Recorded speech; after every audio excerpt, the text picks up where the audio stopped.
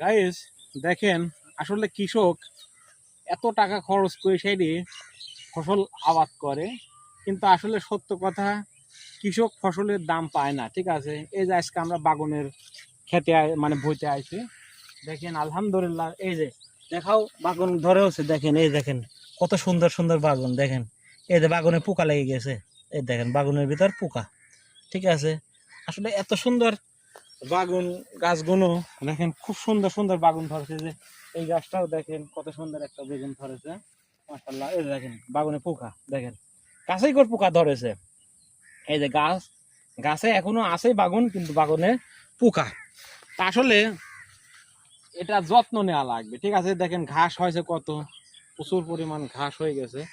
তা আসলে এত বেশি ঘাস আর বাগুন গাছে এখানে কি করা লাগে, আপনার বিষ মানে কীটনাশক স্প্রে করা লাগবে, বিষ মারা লাগবে অতিরিক্ত। ঠিক আছে, জায়গায় পোকা দমন করা সম্ভব।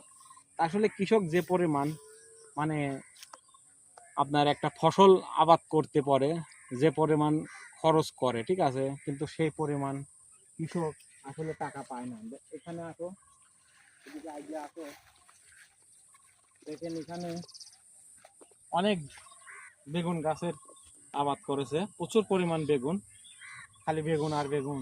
দেখেন গাছগুলি কেবল ছোট ছোট, কিন্তু মাশাআল্লাহ দেখেন বেগুন ধরা শুরু করে দিয়েছে। ঠিক আছে, আসলে আমাদের বাংলাদেশে এই যে এখন মোটামুটি বেগুনের দাম খুব কম, মানে সবজির দাম খুব কম করলেই চলে। তরকারির দাম, সবজির দাম খুব কম চললেই দাম চলে কম।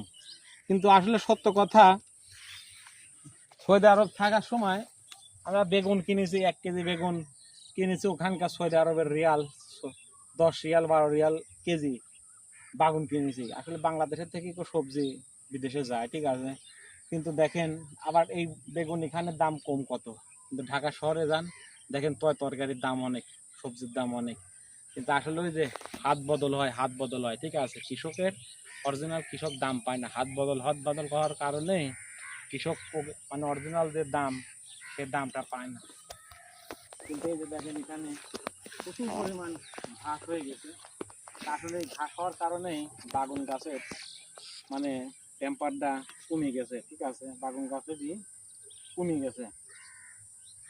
আসলে ঘাস কাটা লাগবে। ঠিক আছে, ঘাস কাটি সেটি এখানে যত্ন নাই। দেখেন প্রচুর পরিমাণ গাছগুলো খুব সুন্দর হয়েছে, বাগুন গাছগুলো অনেক সুন্দর হয়েছে, কিন্তু গাছের যত্ন নাই। যত্ন থাকলে পরে গাছ কয়টা মোটামুটি অনেক সুন্দর হতো।